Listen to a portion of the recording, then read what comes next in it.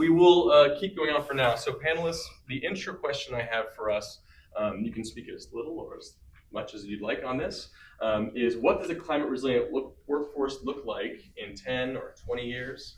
And what hurdles are in the path to this future? I encourage whoever feels willing to speak up and take it from there.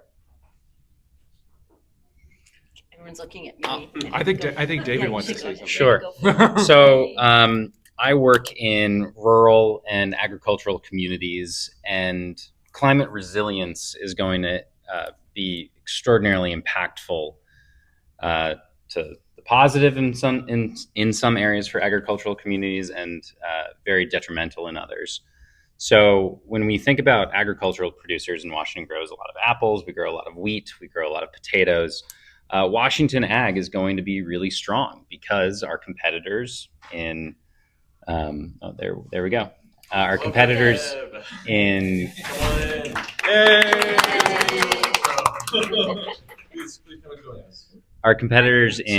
Arizona and California and Oregon are going to be much more impacted by water. We have a lot more secure access to water and that resource.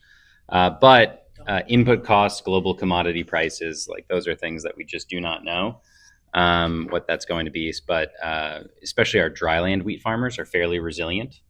They already grow their crop without much moisture, so a little bit less or some aquifers running dry elsewhere in the country will lead to their kind of benefit. But the rural communities that serve those ag producers are going to be really overburdened by energy. These are some of the more impoverished areas. So Okanagan County, Lincoln County, that's where we work. Those are the small towns that, it's 200 miles to Costco, right? So thinking through that energy burden of I've got an old truck and I now am paying $5 a gallon to go 200 miles to just be able to get goldfish or whatever it is for my kids. Those are the communities that are going to really, really suffer. So trying to think through climate resilience in those communities, you have this divergence between maybe some haves and some have-nots. It's also so much harder to serve those communities from a workforce development standpoint, from an education standpoint. So that's going to be kind of our big challenge in rural and ag communities. Thank you. Other panelists, thoughts? Deb, we just did our intros. Our question is, what does a climate resilient workforce look like in 10 to 20 years? Speak from your own experiences. You don't have to talk about the entire state's workforce, of course, and what hurdles are in the path to this future. But folks on the panel, feel free to jump in. So, are you asking me to share this? You can if you like. You can if you'd like. Yeah, I don't want to. Great. So, thank you all. I'm so grateful to be here and grateful to Matt and Adam, and this whole program is wonderful. I did drive down from Bellingham this morning. Left at 6 a.m. Just got here from bad traffic. As I was driving, I was feeling a little guilty because somehow our nation still hasn't figured out this transit situation. One car and one driver, thousands of us chugging along, stopping, going, burning up wonderful fossil fuel. Mm-hmm. But I'm here, and someday we'll figure that out. But I'm in the maritime sector. That's what I represent. And I was thinking about this. I'm grateful for the current administration for a couple things, not very many, but a couple things. One of those is the executive order that's shining a spotlight on the shipping, the desperate need for workers in our shipping industry. Maritime, 95% of the stuff we have comes to us from across the water, and we're short over 300,000, or I don't know how many, it's always going up and down, but workers to build those ships. And our fleets are old and ancient, not ancient, but I mean built in the 90s or 80s or 70s, and needing constantly refitting, and it's a matter of national security. But he's also pointed out, he's signed an executive order about the commercial fishing need. So much of our seafood is imported from other countries, and trying to stimulate and encourage aquaculture in our nation. So what is the climate resilient workforce look like in the maritime sector? We just desperately need to shift people's thinking and help our young people understand that there's a world of opportunities, abundance in the maritime sector, either what they call underway or on our shore side, and all of the opportunities there. But there's all this push for alternate fuels, wind, solar, hydrogen fuel cells, so on. But there's still the need for people who know how to tie a bowline and manage outboard and repair. Bolin's a knot, by the way, for all you Sorry. non-maritime people. Yeah. Yeah, Matt knows. Sorry. So, just the workforce of the future needs to be able to adapt and be able to apply some of their fundamental skills they're learning now to help us solve these problems of not burning so much fossil fuels to get something from here to there and deliver things. We just started a program the last 2 years with the benefit of Climate Core Network, where it's a pre-apprenticeship program. It's called Buoyant Beginnings, a pre-apprenticeship for maritime careers. And it's a partnership with our tribal partners up in Whatcom County, Lummi Nation, and non-tribal. And we just taught them bowlines yesterday. But these are 18 to 29-year-olds, unemployed, underemployed, just haven't found their niche yet, their path, and they are finding it. It's so exciting to watch them get engaged and get prepared. And we're exploring careers, we're introducing them to technical skills, a lot of soft skills, what we call it professional work behaviors, and they're doing it. It's fun. So Thank you, Deb. So I represent mostly construction and manufacturing side, and I guess I have a bit of a different take on what the workforce in 10, 20 years is going to look like. It's going to look like today's workforce, all right? Because the workforce that does the majority of this work is going to be trained in the new technology, the new applications, the new industries that come on board. That workforce is going to transition into those jobs and continue. Somebody in a pre-apprenticeship today, in 20 years, what they're learning today might not be what they're doing in 20 years, but they're going to get that education between now and that 20-year mark to be able to continue to move along that path and that career trajectory. Now, that's the good news. The bad news is that we collectively, as a society, need to ensure that takes place. Right. One of the hurdles that is in the way of that is the market capitalism. It's not going to create that smooth transition, right? So if a business goes out of existence because it no longer makes money, when they leave, they don't care about what's happening with the workforce that they leave behind, right? As a society, if we're choosing to put new industries in place to hold down climate change, to reverse that trajectory, we also have to be thinking about how that workforce is going to be able to make that transition as it goes forward. Because let's say if we talk about refineries specifically, a lot of people like talk about refineries because it's an easy place to see. If we take those refineries and we start continue to push down demand with electric vehicles, with hydrogen, with different types of fuels, those at a certain point, one of those refineries won't be able to make enough money, so those are shut down. But we still have a need for, in the rest of our society, to meet the needs for, let's say, jet fuel, meet the needs for shipping, which we haven't transitioned as fast yet. So we have these needs for a couple products that refinery makes, but they also, if they can't make money on gas, they either have to raise jet fuel so high that it makes sense, and they got that other product that they can't sell as readily. But they'll go out of business, they'll shift around, and it'll negatively impact us for the other needs we have. So societal wise, we have to think about that. And when we think about how we are going to keep the same workers working. We were also thinking about the viability of that worker and the economic justice of that worker, so that we don't just close down a plant, take the power of the worker out of a community, and then have that community have to dig back out of a low wage scenario, right? There's less power, the more labor and less jobs, the less power labor has, and has less demand for money, right? So they have to accept what's available, and we don't want that in Washington State, because we want to continue to have a high economic wage in Washington State, because that's the state that we've chosen, right? That's what the trajectory we want. We want to be able to have the goods and services to ensure that we have a well-educated population and good social services that persist. Thanks.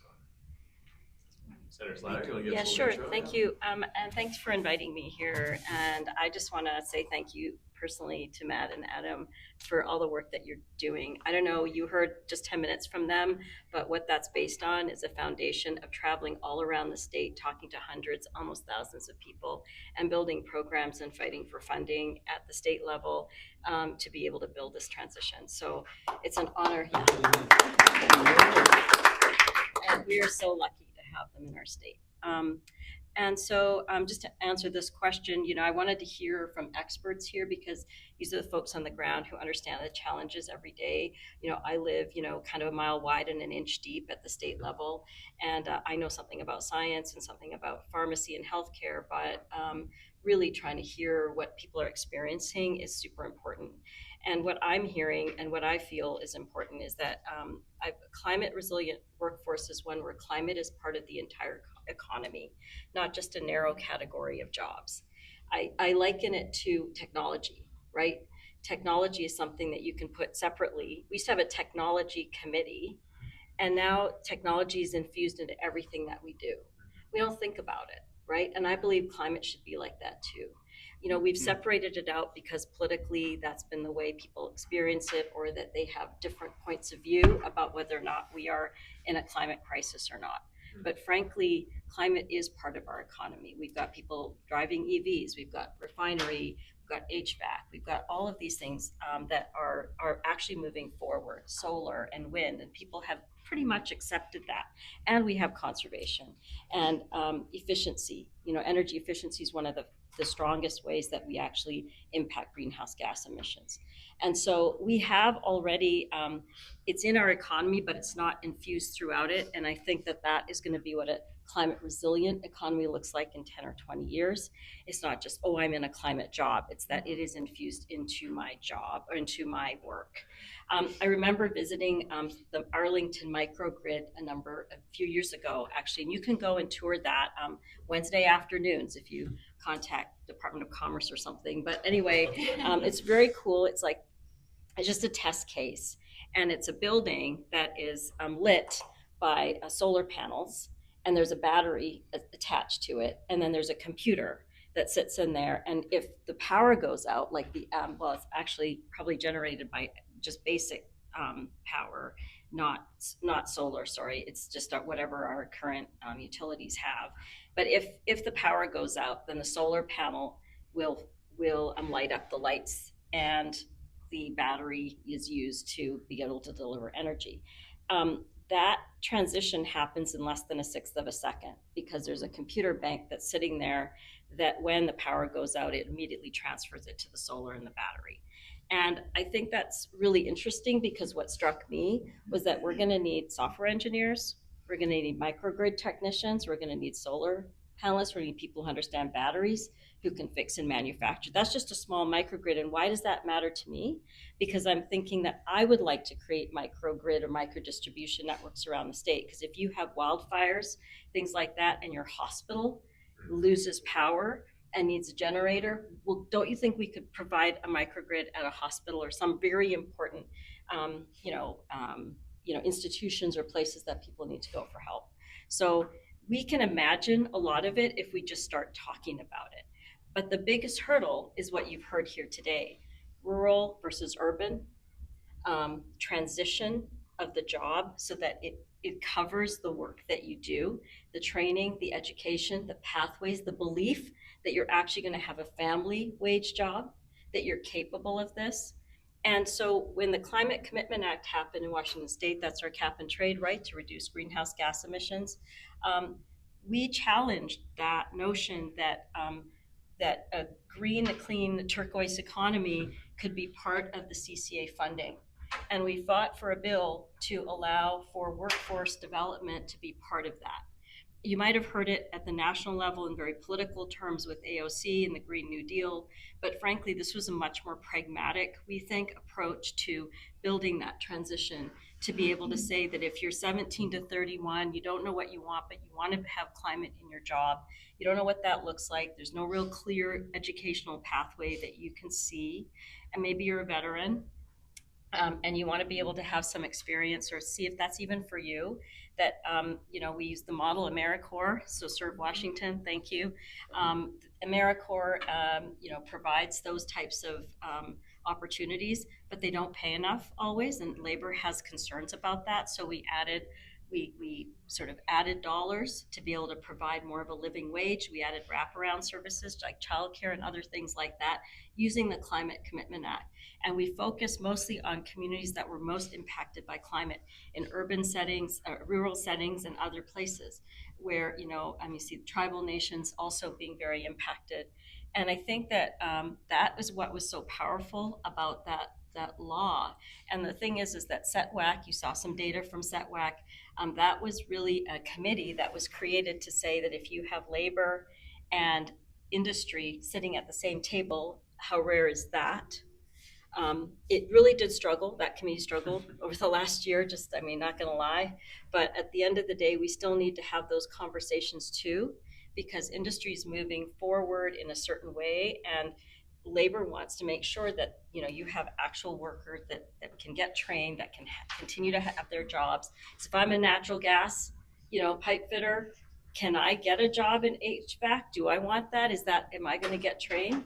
And that's what I was here to sort of listen to, because I'm really curious about that hurdle as well. So I'll stop talking because that's what I'm really good at. But I just want to say that thank you for this opportunity to have this conversation. It has to happen much more broadly than we're having it, and we have to believe that if we had flaws in our current and old economy, if we had disparities, if we've had people that are disadvantaged and underserved in our current economy, we have now the opportunity to build a new economy that doesn't have all that. And we should start there, right? Like we should start there, say, okay, we don't want to do that. We don't want to propagate that. How do we build that? So that's the other hurdle and opportunity that I see as well. Yes to that. Thank you for your leadership. Thank you very much. At the state level, I know it's not easy, but we're all benefiting. So thank you. Yeah, thank you very much. So it's a team effort. I know. Well, thank you, panel. Yes. Yeah. A little bit more to get through too. So I tried to bucket this conversation into two broad categories. Hi, Elizabeth, welcome. And so I kind of sloppily pasted some things that I think are general themes. The first theme we have is industry, labor needs, and the just transition. Again, these are in your slides as well. I've got a few questions to get through. If we don't get through all of them, that's fine. I just wanted to have them on the screen for us to discuss. So the first one I wrote down, and I think that some of the things you all talked about already have to do with adaptation, have to do with adjusting the workforce from what it is now to what it needs in the future. So how is climate change and adaptation changing our workforce beyond those we most often consider? And I'll just add the second one on here in case, because I think we talked about it a little bit in our intro, but which sectors need immediate short-term workforce intervention versus long-term pipeline development? Again, feel free to share from your own perspective. Let's start with the industry and labor needs. So I'm a large advocate for educating our workforce for the jobs of tomorrow and training for the jobs of today. All right. So industry is a large advocate for training for the jobs of tomorrow, so that that skill set is ready to go and ready to plug, and they know and they have certainty. The problem is, if you train somebody before a job's available, they have to take a different job because they're not getting paid, right? It's pretty simple for me. And often we overtrain for jobs that aren't ready for us yet today. But we need to educate and continue to educate our population. So when an industry permits to build a building over there that's going to have jobs in it, we start training for those jobs. And when that building's done, the workforce is trained and ready to go to it. That's a smooth transition. That's just for the workers that are actually doing it instead of having to go find another thing. So that is a large consideration that I like to put out there, is that let's keep our education broad, and when the jobs are actually available, let's train for those jobs. We're not talking 4-year careers, because that's people that potentially are creating new technologies and stuff. That's a different pathway, all right, than the workforce that is going to need 6 months to a year to be able to potentially run a new type of facility, a new plant for that transition. So that's my consideration on that. I agree, but I also think that society has momentum. And that's also part of the problem, is that once we get set in our ways in the way that we do something, we just kind of keep doing it until some sort of force pushes us to do something different as a matter of necessity. And as long as we keep following the same model over and over again, or even with just a slight course correction at intermediate intervals, it makes it difficult to actually make that change in the mid and long term. And that's, I think, why humanity is always like, well, this is the way we've always done it, kind of thing. I mean, how did a lot of the huge changes in civilization occur? Did they occur very quickly, or did they occur out of necessity? And I think, we may be modern versions of, our primitive selves, but there's aspects of humanity that are still the same. And if we talk about, training for the job of, the building that's being built across the street, I agree. Yeah, those jobs need to happen. But how do we find a way to make sure that those individuals are also perhaps pioneering certain things that are new, that help kind of guide us in the direction we need to go? Because we don't have the luxury of time. We've already wasted, frankly, the last 20 years in things that we know we should have been doing. And I understand also that it's like turning a battleship here, but we got to throw the rudder over at some point here. Sorry, a lot of the maritime stuff, I can't get it out of my head. I got a maritime background too. So Yeah, I expired second mate license here, so it's like. It's I just to follow up on that. It's and I'm thinking of government intervention on training. So a lot of our training dollars come through federal government, right? When the federal government makes a large decision, they create training dollars that are this large pathway for potential jobs. But I lived through the 2000s when we created thousands of positions for energy auditors. And we kept creating those positions for energy auditors, even though we didn't have jobs. We knew that we didn't have jobs, but we had money that kept training people for those jobs. And it's soul crushing to be trained for a job that's not there, right? And when you say we need to do better, those are the types of things I say we need to do better. We need to understand training dollars, these sources, we need to have them, but if they're not, we need to be able to stop them too. When it's turn that ship, right? When that ship's going the wrong direction, to be able to ensure that we're giving people what they need, truly need. So. Deb, did you have a comment there as well? Maybe all the ship talk. I don't know. Yeah. Yes, definitely. So in Bellingham, we have this company called All American Marine, and they were the first hydrogen fuel cell battery powered ferry to build. It's an aluminum thing, and it was a couple years ago. And Governor Inslee came, and that particular vessel is called Sea Change, kind of appropriately titled, and it is now operating down in San Francisco. However, there are struggles with these new technologies, and it's not been working very well. But at the same time, I think the need is out there, and our workers understand the need to shift their work, and they're eager to maybe get on board with building an electric ferry or electric battery powered vary, but the same skills, this is where I come back to you, the same foundational skills are needed to weld, to do some of these fundamental skills. But, and I was just down at Taylor's Shellfish. Anybody love oysters? Yeah. Oh, yeah. And the plant is right on the shore and their restaurant. And so they're harvesting, you can just see them, 100 yards, not even 100 yards offshore, they're right there. So how many of these vessels out there that are harvesting the oysters are electric? And they said none, because it would be perfect, it seems to be, but it was because it doesn't hold a battery long, or a charge long enough. But they're working on it, and their people are in the trenches working on it. So that desire, that motive, that goal is there from not only the owners, but the workers want to be part of that.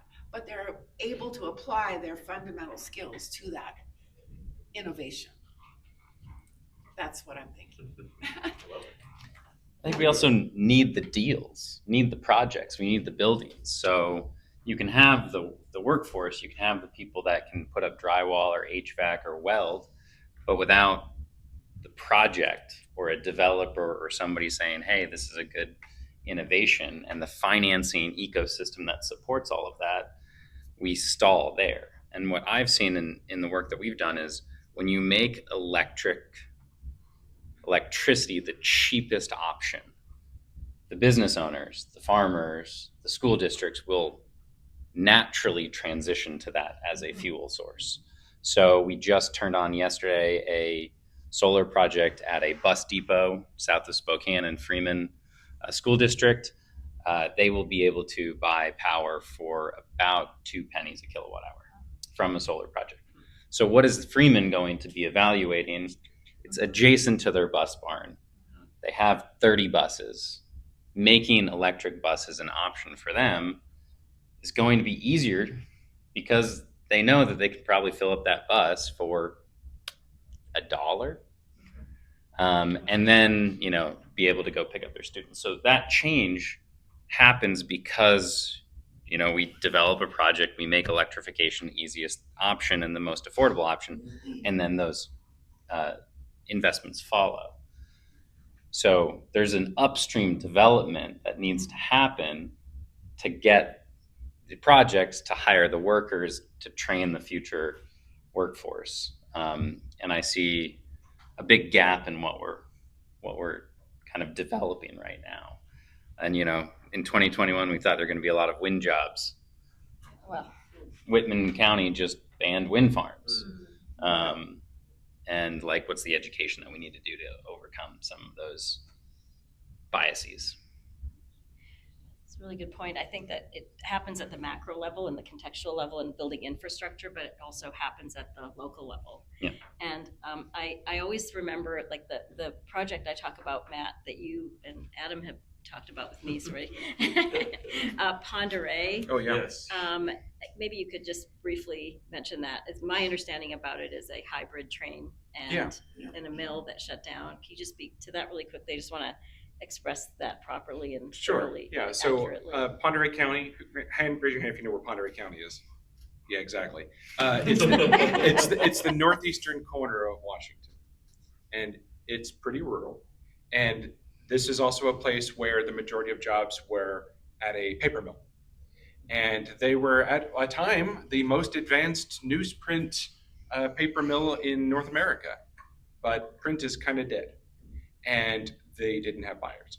So they had to shut the mill down. And when about 10% of your county population works at one place, then you have a lot of unemployed workforce in a community that has people that want to work that maybe don't also have a lot of other opportunities. And it's just far enough away from places like Spokane that it's a burden to be able to commute to a city center or an urban area. And at the port of Pend Oreille, which is a railroad port, I know you said, wait, did you say it was in the northeastern corner? Yeah, I did, yeah. Turns out ports can be many things, right? So a railroad port, they actually, although it is a municipal entity, they actually are enterprise funded themselves through a lot of their own operations. So they don't actually tax their district as they could. They don't. And one of the main things that they do is that they have a locomotive barn where they convert diesel locomotives that are from, again, older vessels, just like the same in the maritime world, from perhaps the 60s or 70s or 80s, where the diesel engines are extremely dirty and extremely inefficient. And they have a deal with Cummins where they're actually installing new engines that are remarkably efficient that also have carbon scrubbers attached to them. So the particulate matter is not being released in a way that most locomotives, diesel locomotives, because we don't really have electrified track in America. Milwaukee Road gave that a try, didn't stick. So since we don't have electrified trains for freight movement, we still are doing diesel. And they're looking for opportunities to be able to train up their own workforce, because it's not like working on any other regular sort of diesel locomotive.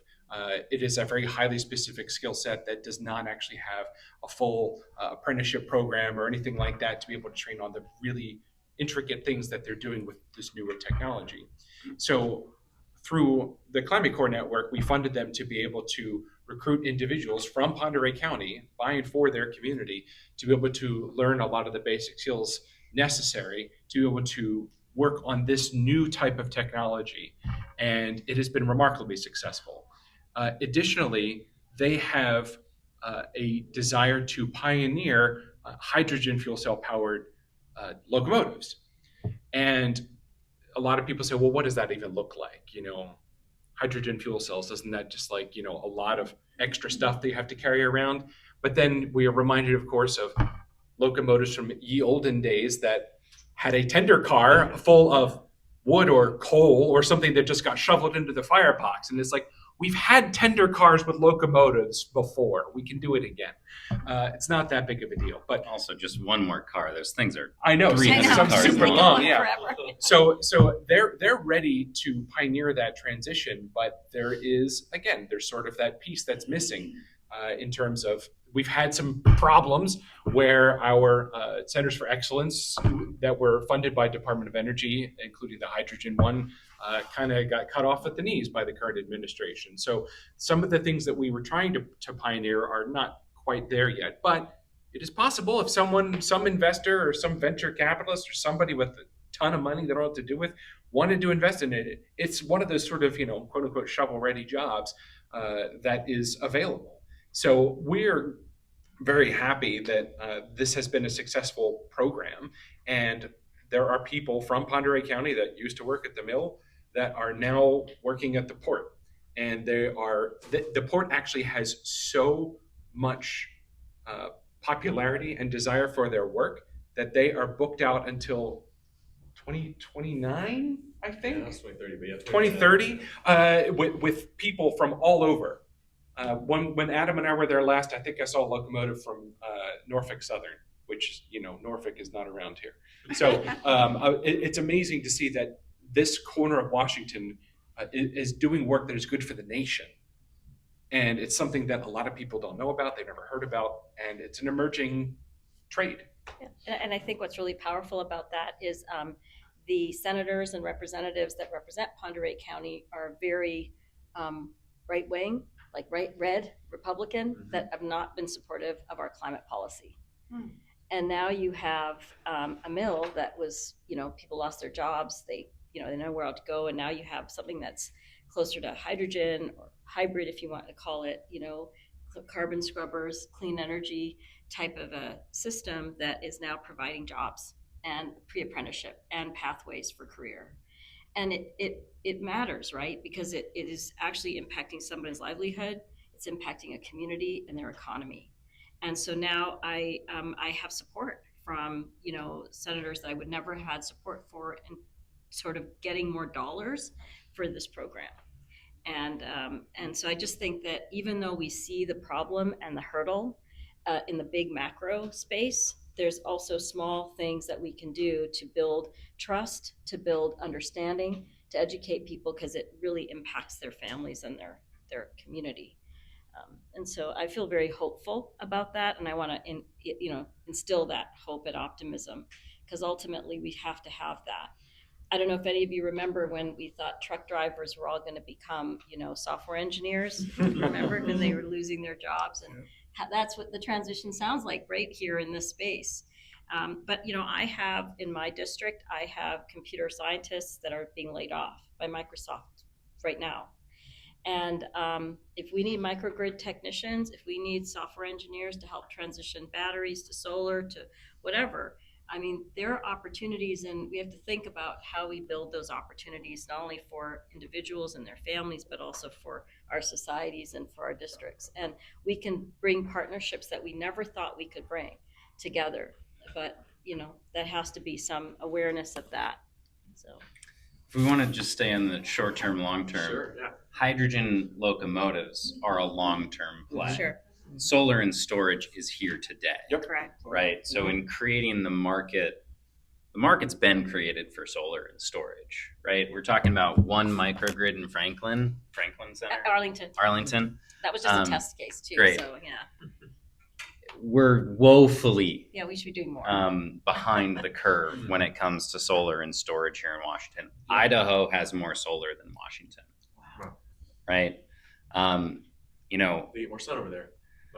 We have cheap hydro, right? Like a big part of why industry has moved to Washington is our cheap electricity, and we're losing that. We're starting to buy solar from California. Totally. Rather than selling and exporting our and hydro. We don't have transmission lines either as much as we should, right? But California has 13 gigawatts of storage. That's 25% or 40% of their grid that they are pulling every night.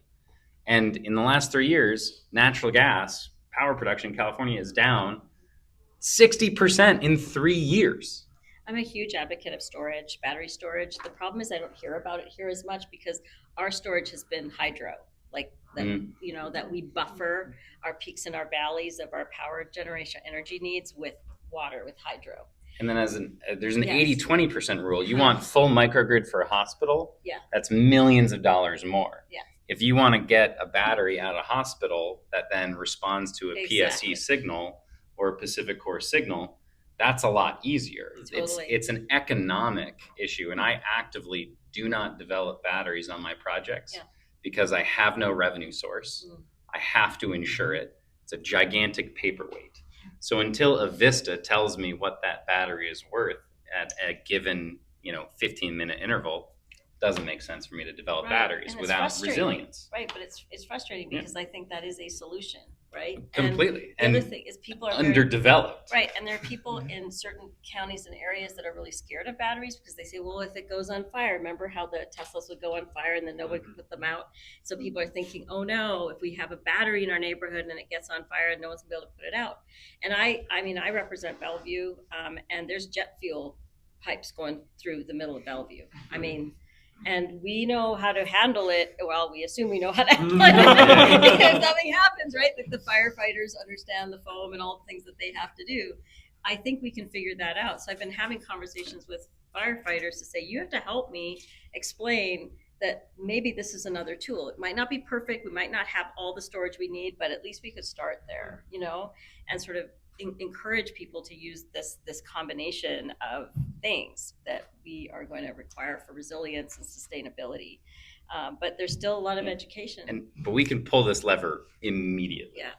We do not need to wait for this technology or the market to develop. That's a good point. So you have the short-term, medium-term, long-term approaches. And then maybe you can also build out, we need battery technicians then.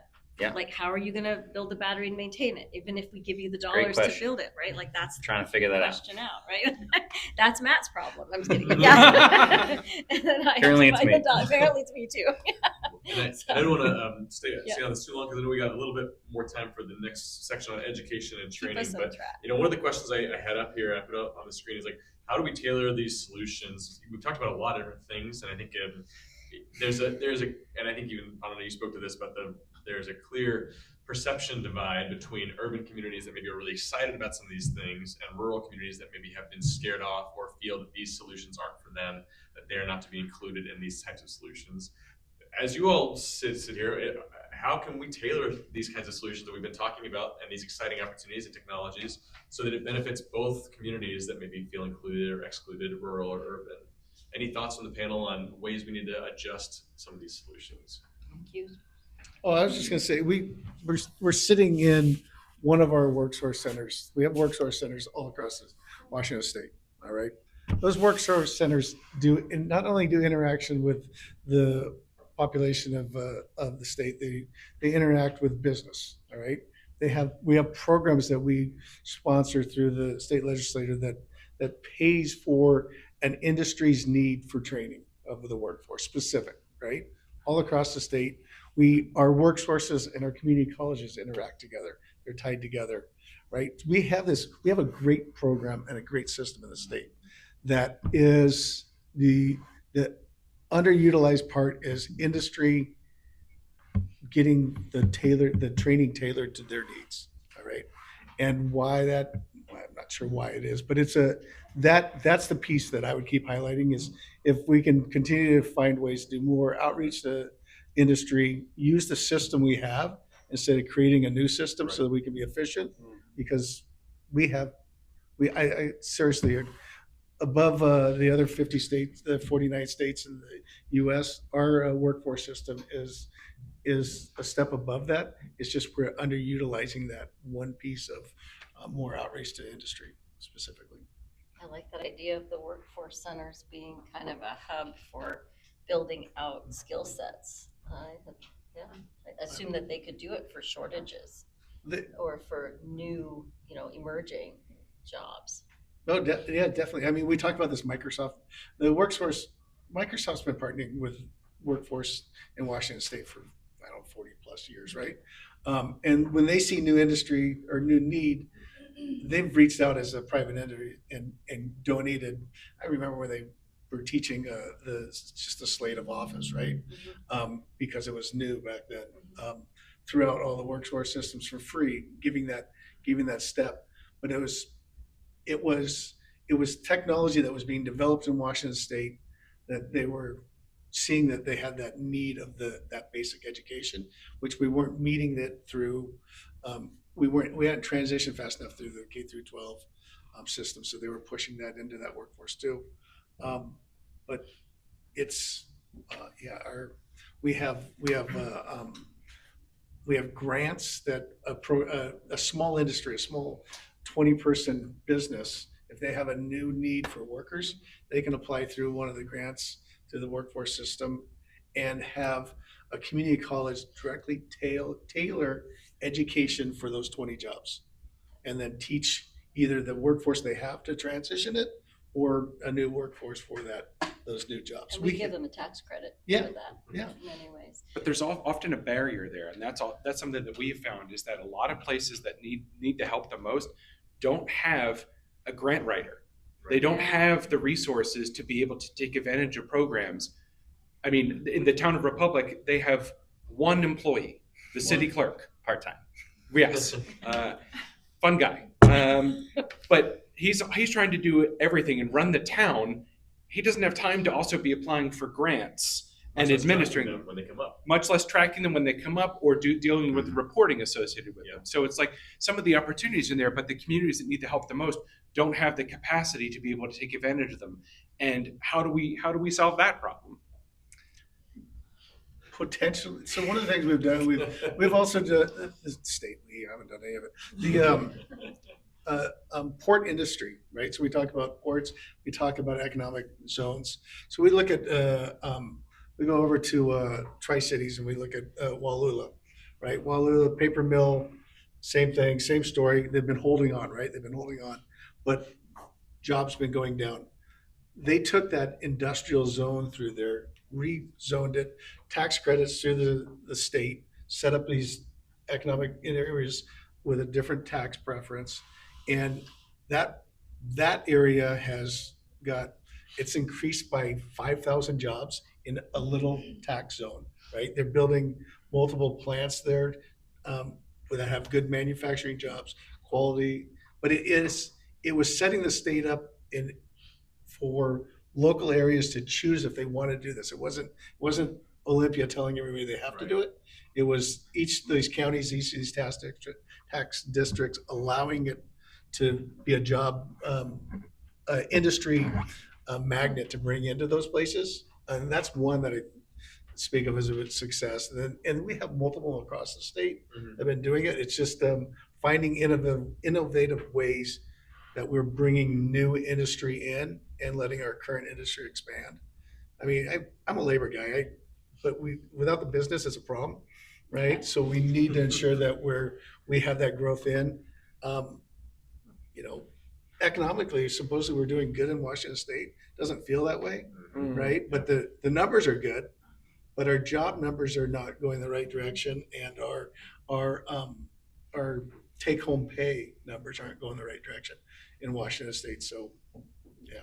Yeah, and we talked about this last night at the kickoff event about how, in some cases, although our process and our requirements are better than a lot of other states in the union, it is actually sometimes more laborious and more difficult to be cost competitive.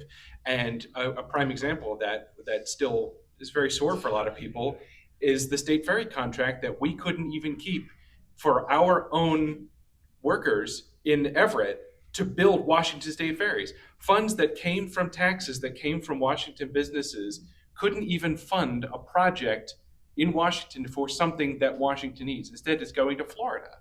And they have, a right to work state. They have very lax rules about their labor workforce, and we can't be competitive with that in that same way, which is deeply disheartening and troubling, because how are we going to be able to make a difference if there are always these types of external forces that are dangling some sort of carrot that looks okay through the binoculars? When you get up to it, you realize it's actually just a stick.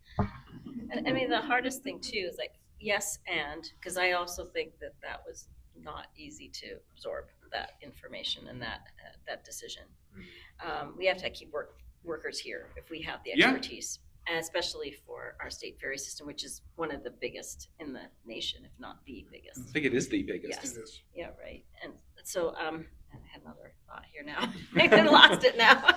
But I feel like we have to think about tax incentives very differently too. And last year was really tough because we were looking at a very bad budget, and so we were looking at the tax incentives as places, because that's where we give money from your taxes to to industry, or we don't take taxes in. That would be helpful for our budget, and in order to incentivize something. And we do that for data centers, for example. So we build data centers and we give them huge tax incentives to build, and then we also gave them tax incentives to refurbish those data centers. It was a big fight because labor, right now, the only jobs that I'm hearing that labor is getting from some of the folks that come to me were data centers that they could build. So now all of a sudden they don't have jobs, and we're looking at taking away the tax incentives so they won't bring more data centers to our state. So you can see the push-pull of that industry labor conversation, and then where the state sits in the middle of that, right? So in the end, it was it was really hard. It was a very difficult fight, and acrimonious in some ways, and because people are talking about fighting for their jobs. And then there's a real view about data centers in the economy. If you look at polling of any kind in any state, people do not like data centers, and they don't want you to give our tax dollars to them in order to build them. So we ended up taking away the incentive for building new data centers, but we kept, we left the building of new data centers, and we took away the refurbishment. So you can't, you have to upgrade your software every once in a while. We would give incentives to that for data centers to continue to, advance them. So we took that away. That was still a really big fight, for labor. And labor is our partner in the legislature, where we have the majority right now. And that was tough. So we had to find ways to have that conversation too, right? Because we can't take away people's jobs. We also have to give them a life raft. If we're going to do that, what am I going to do for these workers who don't have anything right now and are trying to feed their family? That's a question that I have as well. So I just want to say that, yes, the idea of taking jobs away to another state, for sure, And then providing tax incentives is amazing, but we also sit in these weird complex spaces sometimes.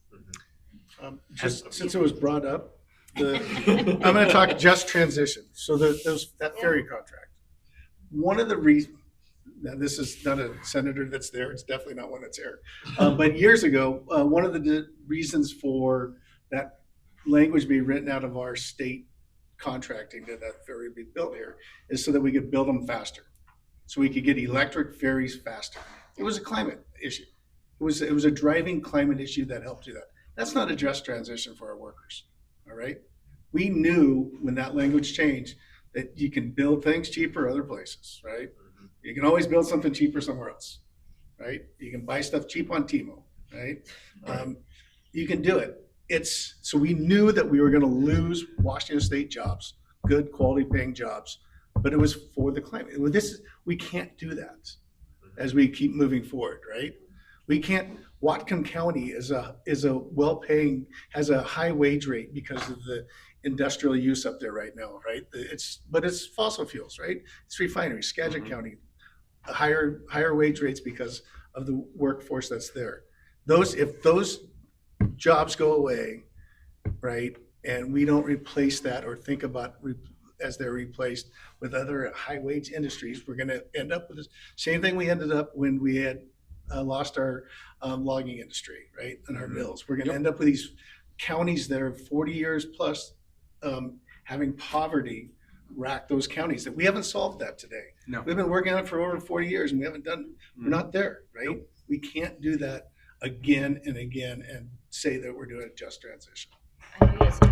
It seems like there's definitely gaps and opportunities of industries' interests, like that we've seen this huge growth in data centers, like that. And I don't think hardly anybody has been able to understand how it's affecting their lives. Whereas things like a high wage job, seeing your port being utilized and being an active part of your community is clearly connected to your sense of identity and place. And it's much easier for people to understand that investment. So I think the other thing we heard last night that I was just reflecting on, Matt, is there's always this call for public to step in and take the first step. And I think the other part of our conversation that is difficult is how do we make sure that our industries are not being dragged into this transition, but are active partnerships in it. And it's not an expectation that that's always the taxpayer that takes the first step forward or makes it happen. This is going to affect all of us in some way, and we need to make sure that all the parties are recognizing that. So I'm going to push this a little bit because I know we're running out of time. I'm going to maybe squeeze your remarks here at the end, Matt, so we can have time for audience questions. But we talked about, I heard community colleges, heard a little bit about training and placements. And so I'm going to start with you, Deb, on this as we kind of hit the back nine of our conversation on education, training, and paid pathways. I did. The Climate Core Network invests in sort of earn to learn opportunities, service projects where folks can take on a project in their community, learn a skill, learn a trade, learn a certification in the process, maybe get them set up to enter an apprenticeship or a labor force. And one of the things I wanted to ask about, and again, I think Deb, you might be able to speak to this really well, is how can we expand those experiential paid placements, and like how can we fill the gaps that we're seeing emerge between what a student learns in a required K through 12 education and what the employer is looking for? I think there's an interesting gap there, and I'd be curious to hear from you to start us off on this. Sure. This is a huge topic. You talked about the work sources and community colleges. I was a long-time high school career counselor, high school educator, started as an English reading teacher and then morphed into that. And I believe firmly in our K through 12 system. There's a program called Career and Technical Education, CTE, that is in every high school. And by federal law, each of those programs has to have an industry advisory board that is from that community. Those are vital programs. FFA is a leadership component of that. It's the same thing in healthcare, in business, in engineering. They're powerful programs that help our young people apply or connect what they're learning in school with how they might use it later. I was just at Mount Baker High School a few weeks ago, and they have a thriving welding program. Each of those seniors that are graduating, they're making huge trailers and they've got jobs before they even graduate from high school. So supporting the K through 12 system, I think, is sometimes a missing element in some of this workforce stuff. In Whatcom County, there's this program called Team Whatcom, and on that panel or on that meeting, it's run by the Port of Bellingham. There's not one K through 12 educator on it, and they're always talking about we can't find trained workers. Well, invite them in, and communicate with them. They're willing to be at the table. Workforce development issues or programs, like you said, the WorkSource could be the hub, but it's sometimes unknown to people. And so I look at this sometimes as an overlapping plate of spaghetti noodles. You got this program and this program and this program, and there's nothing kind of pulling it all together. So I would really strongly advocate for that. The program that we've adopted, our pre-apprenticeship program, we modeled it after a program from Canada. We actually have a lease agreement with Canada. Canada seems to do their workforce development totally different, not totally different, but I mean their incentives. So the employer gets an incentive, a tax incentive for putting a person in their apprenticeship program. The apprentice gets a tax incentive. If they stay in the program, they get a rebate on their tuition. We don't have anything like that. Our program, we're completely self-funding our programs. We're not a union because our companies that we have this apprenticeship with are small companies, 3 and 4, 5 and 10 people. So they're non-union. So we are just self-funding this, scrambling with grants and scholarships and sponsorships and donations. And it would be so fabulous to have this,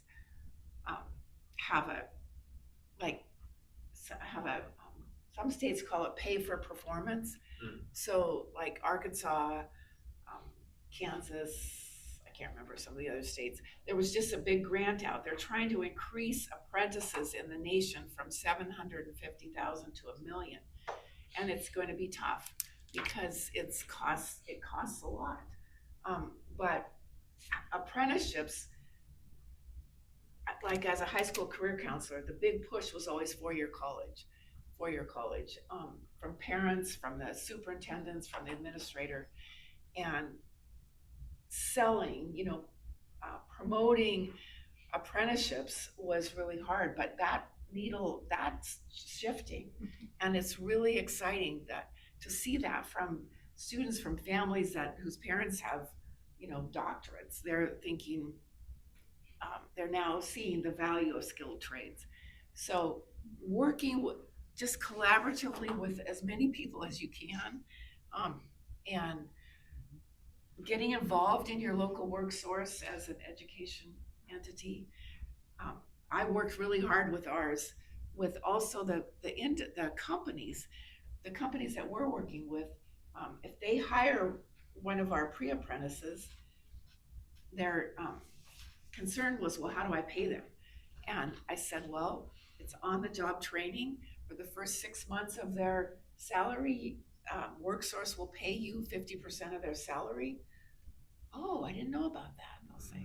So you just have to keep telling the story and advocating. And I don't like, it's not efficient one-on-one, but that's sometimes the way it needs to go.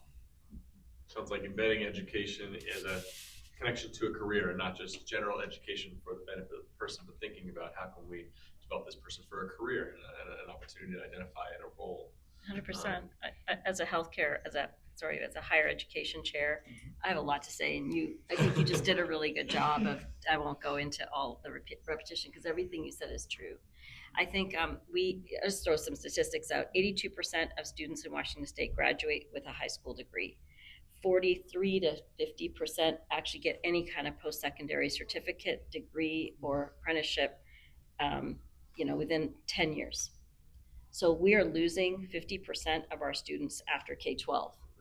And a lot of the K-12 system is very successful, but they don't have that transition. to a job or to a working certificate. And so we call it the chasm in higher education. And to your point, and I think that we have to have people who are interested at the K-12 level to see people move into jobs that are skilled trades or apprenticeship or any kind of certificate at all. 75% of jobs do require a degree, a bachelor's degree or higher. It is still a fact that happens, but that doesn't mean that you can't start with a skilled trade and then decide if you want to do more. You have 7 to 10 careers in your life, particularly if you're a young person right now. And the average age of a community college student is 27 or 28. 20% of them are parents. And so 40% of them are parents, actually. 20% are working actually probably more than that are working actually in another job or 2 jobs.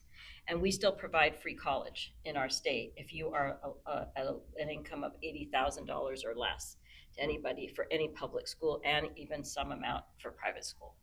So it's a very generous program. It's called the College Grant. Look it up because a lot of people don't know about it, to your point. And so I just think that we have some stunned audience members. Absolutely. You can go to University of Washington. And I have not heard about that at all. Oh. I've been struggling Yeah. financially with that. Well, with a bachelor's degree, we would have supported your bachelor's degree. So going to grad school would be harder. But if you're going to take on a different program, then you could take a look. Take a look at the College Grant. It's on the Washington Student Achievement Council website.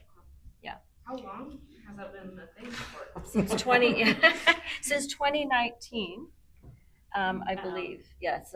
Actually, it's called the State Need Grant. That's been there for 20, 30 years. But we ran out of money, and so in 2019 we did a law that said that any business that makes over $1 million a year contributes into this fund called the WIA fund, and that fund will fund anybody who wants to go to college.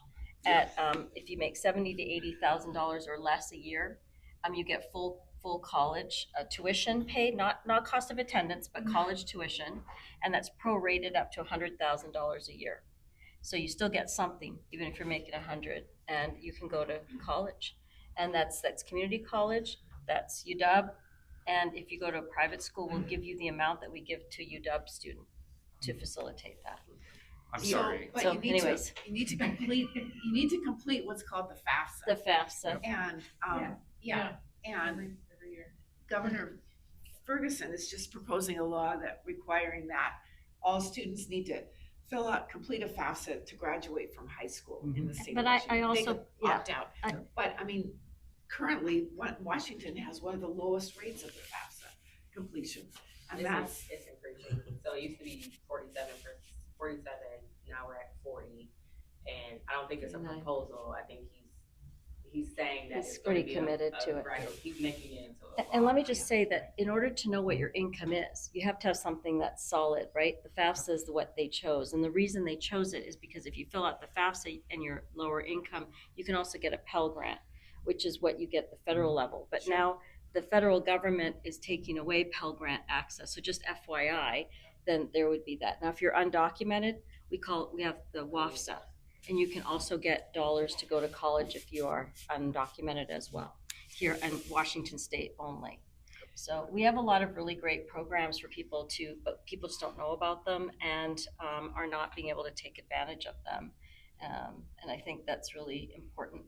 I did a bill that if you were on SNAP benefits as a student from 10th to 12th grade, you'll get a certificate that says that we're going to pay for your college for every year that your family's been on SNAP. I also wanted to be able to give free college to anybody who's been on SNAP as a parent. And my dream is that 2 generations in a family can go to college for free with the state. But at the moment, I couldn't get enough money for the parents, so only for the students right now. But I'm hopeful that we can do that here. So that's same funding time. I from just the- want to push this on. Sorry. I Sorry, Adam. I want to make sure Todd and David also have a chance to join in on this because we've Yes, got you 2 guys. very Podcast. passionate speakers here, and then we'll go right into the audience questions. I mean, that all ties into the Washington Grants has been around. It's been around long enough that we've been working with the senator to make that available for apprenticeship also, right? Yep. It was, that's what I was gonna say. yeah. So Thank you. it's being changed to allow for apprenticeship to utilize that state certified apprenticeships. Make it easier. Yes. It always was allowed. Yeah. But it wasn't working. Yeah, it definitely, yes. And the reason and other people have brought apprenticeship up, I've only said pre-apprenticeship once. State certified apprenticeship, it is, our apprenticeships are predominantly public-private partnerships, all right, that are paying for that education specifically for what the employer wants. I always keep coming back. You have to have that employer that's telling the workforce what they need, so the workforce can get the training that's specific for what that employer needs, so that it's that success. And when that's happening, we have those employers are paying to get that training done. They're paying a higher wage to the worker that gets specific training for what they need because of the value that comes back to it, right? So state certified apprenticeship are absolutely what we like to say is our gold standard, but it's a matter of an apprenticeship is an actual job in the hand, all right? So that's the difficulty, right? You can't just go into an apprenticeship and think that there's going to be a job on the back end. The availability has to be there to be able to start that apprenticeship and to run through that career. But it's as we grow apprenticeships in the state and across the nation, we're doing in Washington State, we're doing it carefully so that we don't create an apprenticeship for a job that should just be an on-the-job training or something different that has a different name that doesn't have the same pathway, so that we don't want to water the system down that we have. We want to be able to lift up all boats, right? So I love that. Yeah. Thank you, Todd. David, you want to give us any other analysis on education, training, and pathways, gaps you're seeing? The career pathway for somebody working in something that's not banking or consulting doesn't exist. Mm-hmm.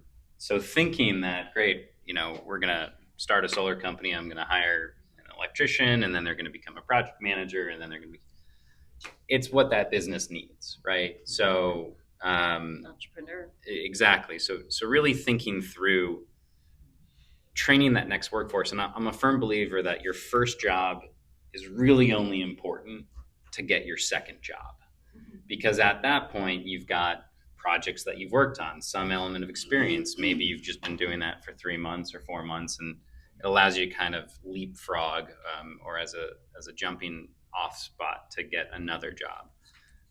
So Massachusetts, from a clean energy standpoint, Massachusetts does have one of the best grant supported programs. And I will say tax incentives do not stimulate my business in a way, because when you're an entrepreneur, you're not thinking about tax incentives and starting your business. You're like, oh, I have a contract. I have a deal. I can go build this and I will somebody's going to pay me. Like, that's wild. And as an entrepreneur, I did not think about taxes at all until, now 3 years in. So providing a tax credit assumes profitability. Right. And as an entrepreneur, let's not make that assumption. So grants are helpful, but Washington State does grants in a very cumbersome way at times.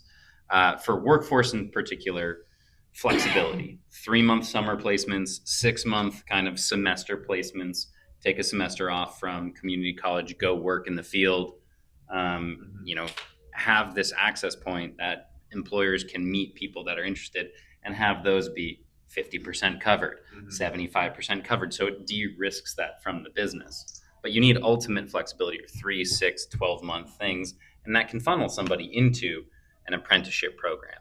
We might be, this pre-apprenticeship aspect of it. And the work that WCCN does is great, right? You are having these conversations that are not necessarily being had. I do think the grant pays for the pain of doing something different. Yeah. The grant should never be a source of revenue. It should allow the project to happen. It should, grease the skids. The state should get their pound of flesh in data, right? And that ultimately helps. But really, having some grants rather than tax incentives, creating this pipeline for people in this industry so that they can go take this back to their community or take it back and to their network, right? If you have a buddy who all of a sudden has worked for 12 months at a solar company, maybe that cross-pollinates and stuff. But I'd just say that we definitely need more people, more business, right? More deals, more growth. Like, it's so easy to grow when your company's growing, because if I doubled in size, my director of operations would start turning into HR, and then my director of energy programs would start managing our O&M portfolio. So it's easy for them now to manage 3 people, which they've never done before. It's so much harder to have a career path in a stagnant or contracting industry, like let's say a law firm, right? You have to wait for the partners to retire. Everybody's getting older and working longer. So now they're all frustrated because they're not a partner at the law firm. But if your industry is growing, career opportunities manifest naturally. So that's what we want to push, is growth in the industry. Make sure that pipeline of that workforce is there. But it should take care of itself at that point, when you have the business that needs the worker that can do the on-the-job training, that can grow and innovate, that can find opportunities for career growth at that point. But yeah, grants pay for pain. I love that. What's O&M? Operations and maintenance. A good question. I had the same thought, but I was like, I'm just going to blow right past Sorry. Adam, Mowing lawns. I'm going to push us a little bit. I'm going to just say, if everyone just wants to check Career Connect Washington, that's another place where Career Connect industry Washington. works with K-12, and it's supposedly being funded still, but There was supposed to be someone from there attending today. Are you in the room? Aha! so yeah, Um, that's it. Check it out online at that website. If I can direct them to the website, Career Connect Washington. Do you have is he allowed to say a quick plug? Well, Adam? I'll say this. Yeah. Part of the beauty of having a discussion in a room like this is that we can network afterwards as well. So we've got a representative from Career Connect WA. Highly recommend connecting. As the moderator, I'm going to have to push us a little bit, but like a good party, we still are well beyond our time frame, which is great. But I do want to have time for the audience. And to David's point, I'm going to plug ourselves real quick. We heard that a lot when we were shaping the Washington Climate Core Network, and intentionally did not put limitations on service terms, because AmeriCorps programs like that are very rigid, and they do great work at doing the exact thing they do. But you need grants like this to be a lot more flexible and bringing people who maybe otherwise would be scared of a grant. So I'm just going to make that plug too. Okay, so Matt's time is going to be eroded here at the end of the chat, but I'm going to have time for you all. We've covered a lot of ground. Haven't answered every question, but I want to hear from folks in the room. Feel free to ask the panel questions at this time. Make sure and give us a little intro of your name first, so we know who you are. But I'm going to turn over to you, and I'll just point at people that I see with a hand up. Yes, right over here. Hi, my name is Kayla Wolf. I work for the Department of Ecology. My question has to do with, you guys have mentioned a lot about like these pre-apprenticeship programs, 18 to 24. What about people that are past that age, looking for their second career? So What programs are out I there? think the pre-apprenticeship programs that I know about, they're not, each one has got its own age range. Okay. We wanted to do ours 16 to 29, but because we put people on boats, we couldn't get insurance for anybody under 18. So it's 18 to 29. Ours is, but everyone I know about is different. So, yeah, I'd say we have pre-apprenticeship programs that span the state of Washington and geographically located, like, to the point they're all different, but primarily they are, if there's public funding, they might have an income base, right, to it, but otherwise they're open to all ages. I'll just say Yeah, too, that's Career Connect WA, I think would be a good resource for that question as well. And the CCA funds programs that are more about the community being burdened, a population being vulnerable, and doesn't have a harsh age restriction on those as well. But those opportunities, I think, are definitely more state-based rather than like a federal program that I'm familiar with as well. Yeah, Thank you, Kim. federal's gone. Check the age requirement though. If you look at something, right, like you probably can see that it's more broader than you think. And we make exceptions too. Every one of them does. Mm-hmm. think an interesting part about that is Microsoft has like a recruitment network. I have zero recruitment network. It's currently the daycare that my kids go to. I've hired 2 women from it. Hey, that's not true. You can post opportunities on our website, climatecorps.wa.gov. Great. So if you find like an opportunity that would fund a job and add an electrician, like you can make that connection. You can say, hey, I can pay for myself for that first year. Like this is an asset to that. So in all these small businesses, it's, there's nothing as traditional about a small business, right? So let's not assume that they've got a HR department or a recruiter that's going to go out and go to a career fair and they have everything all lined up. Thank you for the question. Yeah, do you have a question? Sure. Hi all, my name is Chanel Hall. I work for the Technology Alliance as the Workforce Ecosystem Program Manager. And I think I'm thinking about, we just had a recent gathering full of different types of leaders, and we were talking about the state economic development plan that's currently being underway through Commerce. And so I just had this question because that's buzzing in my mind of like, if you have to prioritize, like what is the greatest economic impact for this sector? Like what would you want to see from within that plan for this specific sector? For education and training workforce or Construction or maritime? Climate. Yeah, like within all of the things that you all do. so. I mean, I'll put a plug once again in for apprenticeship. It is the best. It's the highest return of any training dollars into the state. But what sector? What was your question? So, right, like what as was their the biggest need you said? yeah, like what is the biggest need? I think thinking about like because there's a lot of push right now about having an economic development plan in the state. And there's quite a few different sectors that they have named to focus on. But I'm just curious around like, what do you all feel like is the greatest potential? Like if they were to focus on one thing within that economic development plan, like what would that be? Like, For what would climate help- ready yeah, workforce right. resilient. What would help From an emissions standpoint, we know that transportation is the largest emission. 45%. Yeah, so I would say transportation. I mean, I would challenge that, Good. energy is necessary for the transportation Agreed. piece. but I think it's a start. I mean, we unfortunately, I mean, Adam hears me, I get pissed off at this all the time, but every time I'm driving on one of our many freeways in the state, and the fact that we're building yet another new one for some reason. It's from old dollars. Yeah, Just right. FYI. Yeah. Okay. Yeah. But I know. you know, I see an interchange at Marvin Way costing $253 million for an interchange Yeah. on a road that already exists, that already has an interchange. Yeah, maybe it doesn't flow the best, but it already exists. And I'm still slumming it on a 1971 Amfleet 1 on my train from Bellingham to Tacoma, of which there is one a day. And I find papers from Senator Joe Biden between the seats. and it's like, we need to, the American car culture Why are is. you looking between the seats? I dropped my loose change down there to go and buy my soda. I had to go to the cafe car and get the electric elements that are warming up my microwave burger, you know. But no, seriously, it's like we are not investing in transportation the way that we need to. I mean, Deb's story this morning is a perfect example.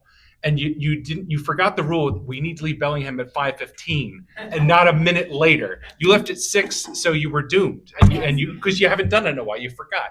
But that's the problem, is that if those of us that are on the north end, I live in Whatcom County too. So it's like those of us that are on the north end, you know, in order for us even to participate in anything in another part of the state, it's like we either have to get up at the crack of dawn in order to be there in person, because that's where a lot of things seem to be happening, or it's just, you know, do what I did and come down last night and stay overnight, you know, which is also an extra cost and it's time away from my family and everything. It's like, it's ridiculous. So I want Washington to be real about transportation and the way that we power that transportation. Yeah, I think that's really smart. I mean, we put light rail in, right? Look at what happened at FIFA, right? And World Cup, and having light rail access and being able to invest in that. And people were really worried about it, complained about it for lots of time, good reasons, actually, the cost and everything. But it was worthwhile to do. Bus rapid transit, we had to fight for bus rapid transit funding. It was a big fight because they were going to delay it by 10 years. And there were legislators and city governments all along the route that said, no, we need it now. And so luckily we got some money from, COVID and CCA to be able to finish that. But it's been hard. It shouldn't be that hard, is I guess to your point. It should be easier than this, because you look at all the countries around the world, look at Canada, and we should be able to do this in a way that is sustainable, that gives new jobs, construction jobs and transportation jobs, medium and heavy duty trucks and vehicles. Like if you can electrify those, how significant would that be in terms of emission, in terms of delivering goods and services, and being able to build out new workforce and all of that. Battery storage, having that option. People are talking about nuclear, they're talking about hydrogen. These are longer term things, fusion, longer term. What's now, right now? We need all of those things now. So and it's doable because we're seeing it all around the world. And you know where my question is coming from. Yeah, I do. So I think if you're asking that question, I really love the focus on transportation because I think it is huge. I'd say the Transportation can also business be- case Yeah. is so. My company's called Zero Emissions. I sell to a clientele that do not care about emissions.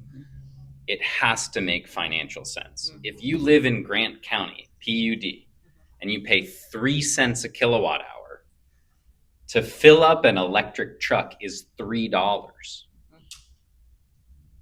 That versus $100 of diesel is the reason to do this.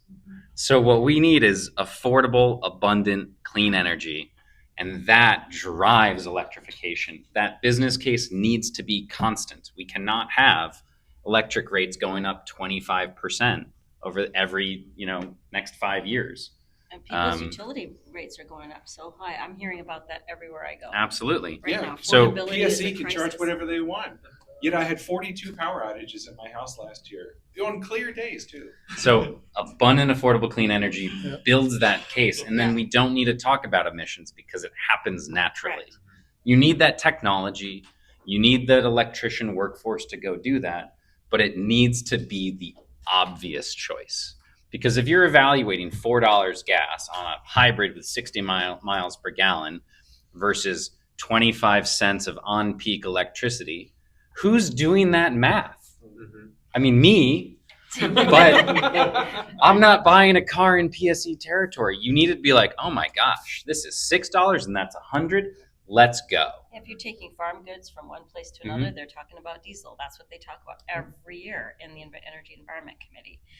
A few years ago, as a new legislator in 2017, I introduced a bill for electric airplanes. Okay, everybody thought I was crazy and nuts, and I was a little bit. But the thing is that batteries aren't light; they're heavy, and so you have to build batteries that are light in order to have electric airplanes. But 20, 35, 50 years ago, we never had roads or highways. We had small airports. There's small airports all around our state, and they aren't revived with economic development because there's no airplanes going to them. And if you can get electric airplanes or hybrid airplanes to go, you can actually have not only economic development in small communities, but if you have electric air, it's super cheap, to his point, super cheap.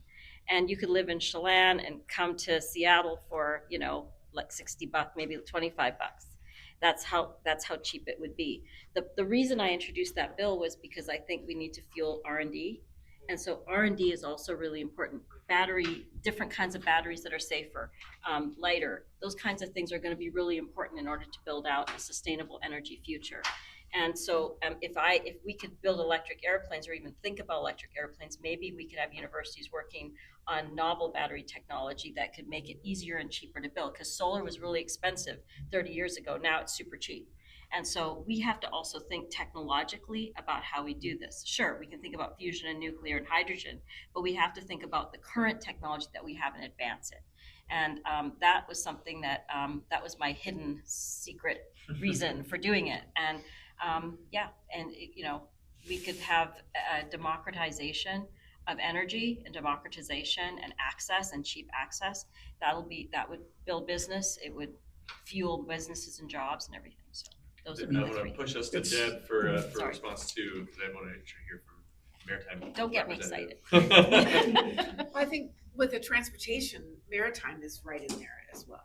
So the same thing, but we have, I like the idea of thinking in the future, but also what can we do right now? And one of the, the big push for, commercial fishermen, it's a legacy industry oftentimes, but they are actually stewards of the environment. They are key stewards of the environment, but they are consumers of diesel. Their engines are mostly diesel. So I really pushed for a lot of us to get there was a DARA program, Diesel Emissions Reduction Act. So we've got like 10 fishermen now upgrading their diesel engines to high efficiency from that federal program. Yes, they would love to be electrified, but they're in isolated spots. It's probably just not gonna, batteries, I don't know. They're not. It's also not safe once you get to a certain distance. Yeah, so but this DARA program, they're able to get 40% of the costs of these high efficiency engines paid for by the federal government. So anyway, Maritime is part of transportation too. Like there was a big thing for FIFA to move people via the mosquito fleet, basically the ferries going up and back. I don't know if it ever happened or not. Anyway. Yeah, you want to throw us a question, and then we'll kind of bleed this into final thoughts for the panel. I don't want to keep this too late, but yeah, I'd love to hear one more question. Yeah, Robert Banish, Office of the Governor. This can be directed to anyone, but I was thinking Todd. You mentioned, Todd, that you emphasize industry needs training tailored to your needs, and then you went on to describe a very highly specific program where there was workforce training. And so whether we're talking about FAFSA or we're talking about other things, it seems like, and I have this general comments on climate communication or climate job communication. It seems like there's a systemic failure of how industry hears about opportunities or how we communicate about this. So I was wondering from industry perspective, what can the government or different, advocates do to communicate more effectively? I would, if I go with just the workforce side, so I sit on the governor's workforce development council, and I sit on his manufacturing council. And industry on the manufacturing council almost exclusively doesn't know of the impact of the workforce and their ability to train specifically for those jobs. And I talked to all of our different directors of our workforce development councils, and they don't have any money to have somebody go and do that, right? So they have we need to set aside specific dollars for that outreach effort so that they can make sure that they're bringing industry into that, into the existing system that we have. And it just isn't, it's easy to reach Boeing, Microsoft, right? It's easy to reach all these big players. And this brings up the Economic Development Council that's just been formed. It's all the players on there from industry are large players. They're tied in already, right? They're tied into our system. It's our small industries, our small employers that don't know about it. They don't have time to know about it, right? They're doing their thing. So using our current system and putting some more dollars towards outreach so that they can go out and tell them. It's much like this, the apprenticeship program that was started. We have labor and industries. We have an apprenticeship division that will go to an employer and help them create an apprenticeship, right? They will go, they have. I wish they would have. Oh, they do. So this is part of their job is to go to that employer and help them write the program, right? And get them through this system. And I've known multiple programs that they've done. They'll do this for one employer. They did it for what's open OMAC? What's that hotel? Not Sundance, not Sun. Some Suncadia? not Sunkedia, it's all the way up in Omak, but it's a, Omak. Sunkedia. Anyways, they created an apprenticeship program for their culinary program. One person, just for that facility, so that, because they had trouble it was rural enough, they were having trouble bringing new people in. They created an apprenticeship program to be able to keep that iconic hotel lodge in business. Sunmount. I can't. I've never been there, so, but we have, like I said, we have these great things, but people have to know about them to be able to get there, and that seems to be the common theme when I travel around to our workforce centers, that they can't reach the smaller people the industry unless they come in the door to them and ask, but they have to know that. So that'd be my ask. Amazon created a satellite technician program at Lake Washington Tech, but can a small business, like your small business, do that? Like, how does that work, right? Like, I think there has to be pathways for businesses to feel like they could get support to be able to build out an apprenticeship program or something like that. It's also super localized. Like every county should have an ADO, an economic development officer. And those are the people that, in Lincoln or Adams County are driving around to Othello and saying, like, what does your industry need? Is it access to water? Is it access to power? Like, what's your constraint? And it might be workforce, right? But building bridges is hard and takes time and effort. I drove 5.5 hours to be here from Spokane, right? So that takes effort to kind of come and do this, and it's a lost economic opportunity, right? Thank you for being here. Yeah, of course. I wanted to see Rainey. But We cut the the ADOs, we cut them in our budget, last year, year before. So Like when you get a business license in Washington, is that an opportunity to get information as well? Like, here's opportunities for business owners in the state or something. I have so much information. I don't think that's an automatic. It would be lovely. Like, I started a business 3 times. I would love if I was like put on a list automatically and be like da da da da da. But You're put on a list for everything. You get all of these, reminders to renew your licenses and all of these things. So you line catalog that you never asked for. is that how I got that? But it's I know we're over time, and I definitely want to encourage the panel and the audience to be able to chat after this. But in the interest of time, which is always the most valuable resource, I just want to hear final thoughts from the panelists. We have up on the screen what conversation about climate workforce development are we avoiding or missing? What advocates, leaders, partners do we need to involve? But I also encourage you, as you reflect on what we've heard today, what the audience has asked us today, any final thoughts or things you want to make sure and bring up to this space so that we continue it moving forward. This is not going to be the final time we talk about this. So I'll start down on the far end, and then we'll work our way here to Matt to close us out. Deb, any final thoughts from today's conversation? Well, I was piggybacking onto this gentleman from the governor's office. What's your name? Robert. Just, basically the knee bone's not connected to the thigh bone.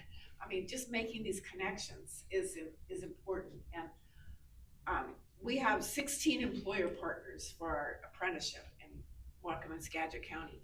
We're approved officially in 9 counties. So, but we'd like to, and all these other counties want our programs, but I had the Port of Seattle Workforce Development Director call me 3 times. How do you get employer partners? It's all of Seattle. They've got all of Seattle. So I said, well, you pick up the phone and you call them and you go there. That's what I've said every time she's called. So it's just relationships. It's telling the story. If you try to have a big swishy event, it doesn't work. They're busy, they're not gonna come, but just meeting them in their places and just being authentic and real. Like because I commercial fish, I can talk to them. I know the talk.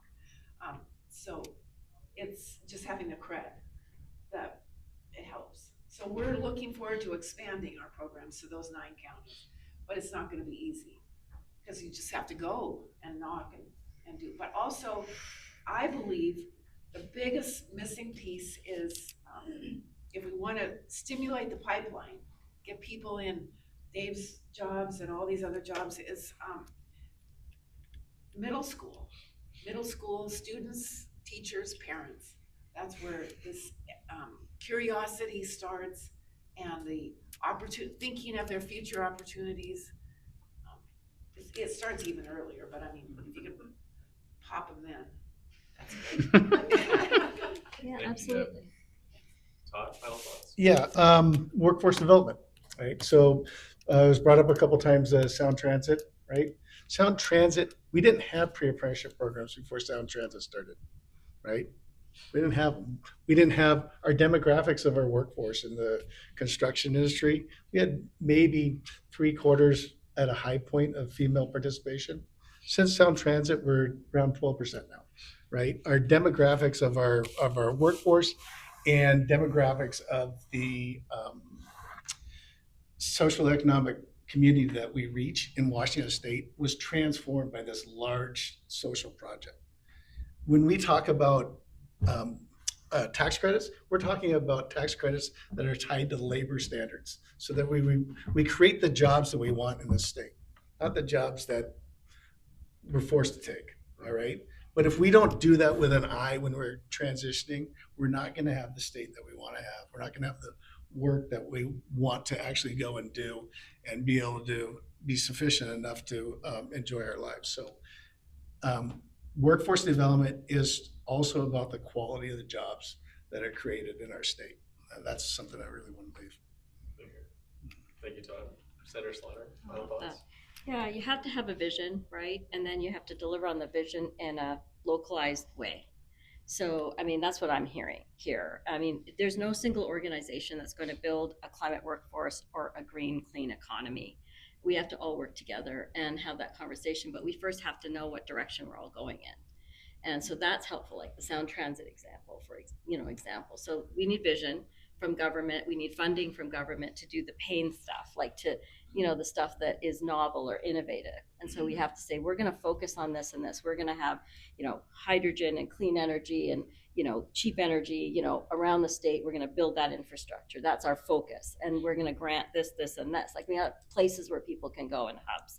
But then we have to do what Matt and Adam did and what you're talking about. We've got to get local, hyper local. Because if you don't have that hyper local understanding, you can't build out the value, the connections to all of those hubs. And people are not going to be able to utilize what you have there. So it is sort of a combination. And I really think that we don't necessarily have a very clear vision right now as a state. And we need to have a better one. We started with climate for sure. But when you want to bring in industry and you want to bring in workers, that's not very clear. And every year I'm fighting to hold on to dollars for the Climate Core Network. That's part of the CCA. CCA's, getting a lot of dollars in right now.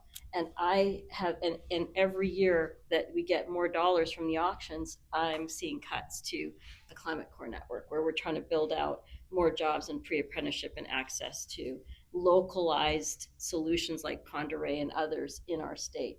So it's not clear to the people then, if those programs keep getting cut, that we value that. So we have to value it and have a vision for it, and then we have to go hyper local and we have to build those partnerships across states. And it's not an easy thing, but I feel like that's what we're missing, and that's what our opportunity and our hope is. And telling the story. Telling the story. Big time. All the stories, like so Yeah. many stories, right? Like, But this is a great effectively. story. Yeah, exactly. My 6-year-old, when he plays with Hot Wheels, has charging stops. So it will not be foreign to him Cool. to have an electric car. It will be foreign to him to go to a gas station and fill up something. He's going to be like, what? I think Washington leads on climate focused policy. I think we fail in execution a lot. And this is an industry thing. This is a government thing. It doesn't benefit to point fingers at anybody. But in Spokane, there's a new group with McKinstry, Avista, and Itron called Novara Energy.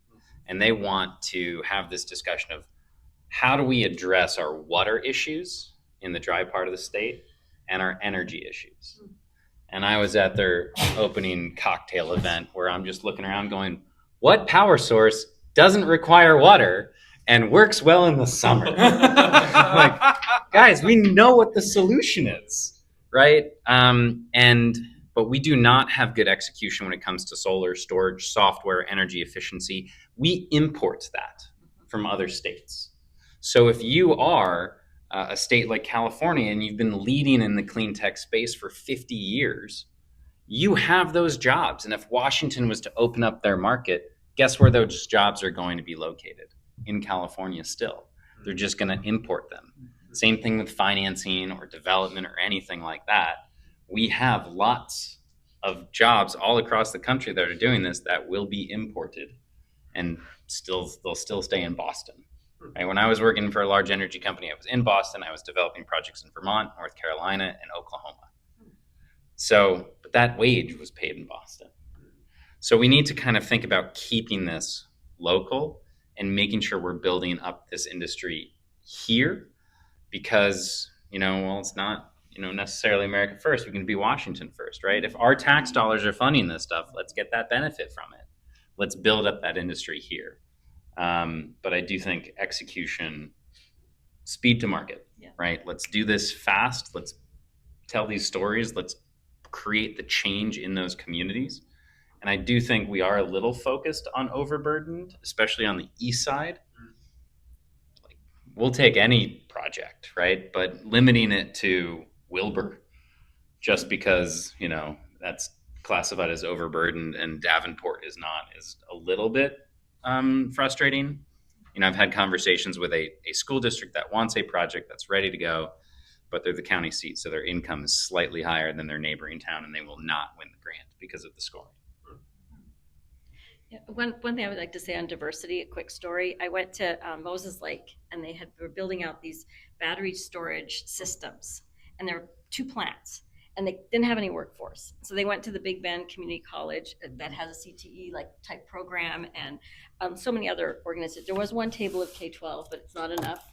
And they're trying to recruit workers. And so you've got, they need process engineers, they need program managers, they need construction workers, they need all that.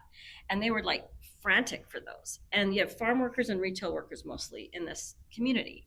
And so now you have a young girl who maybe took robotics. She wants to be a process engineer, but she's going to sit at her family's dinner table, who are mostly farm workers. And the burden is on her to try to convince them that she should get the training or certification or even degree needed to be able to do this job. So we have to also bring community into this, right? It can't just be the students, and it can't just be the industry, and it can't just be the trainers. We have to actually bring parents and families and community into this, because they don't necessarily see the future either, or what's going to happen. And I did primary sponsor of Career Connect Washington, and we used to have pamphlets out about trades and programs. And in focus groups, the parents would take the pamphlets and would not return them, because they just had no idea that these opportunities were available for their young people, or even for themselves. So you have to bring communities along too, and maybe that includes the industry, but you talked about your 6-year-old, you talked about your family, right? That's important, right? Because that young person should not carry the burden of trying to convince their family or their community that, hey, this is a future, I want to be a solar engineer, or I want to be this, or I want to be that. We have to find ways to bring that to people as well. Matt, you want to take us home here? Taking us round home. us up, round up the panel here. Yeah, so first of all, I want to thank everyone for taking the time to be here. This has been wonderful, and I really appreciate each and every one of you, and taking your time. So thank you for that. A colleague, very well known now these days, climate scientist, Dr. Catherine Hayhoe. I love her. Yeah, I do too. She's I knew her before she was famous. I just follow her on LinkedIn. So. That's great. Yeah. Well, she has a lot of good content, but Yeah. one of the things she's famous for saying is that the number one thing you can do about climate change is talk about it, and that's what we've done today. And as I said at the beginning of this wonderful time we've had together, that there has been a conversation that's been missing, and that is the conversation about climate workforce development. And today, I hope, will be the first of many conversations that happen across Washington to show how we can lead on climate workforce development. And each and every one of you here, and whomever might be watching video clips of this in the future, wherever